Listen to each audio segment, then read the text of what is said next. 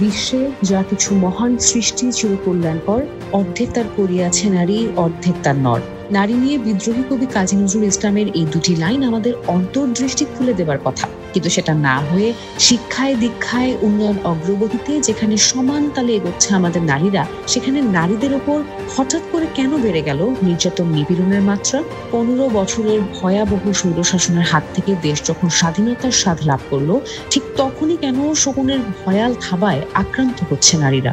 কথিত সরকার নানাভাবে নানা পন্থায় তাদের ব্যর্থতাকে ঢাকবার চক্রান্ত করেই যাচ্ছে, কখনো সনাতনী কায়দায়, কখনো বা ধর্মীয় উগ্রবাদকে উস্কে দিয়ে, নাকি আইন শৃঙ্খলা পরিস্থিতিকে চ্যালেঞ্জের মুখে ফেলে দিতে এই পরিকল্পিত অপরাধ কর্মকাণ্ড?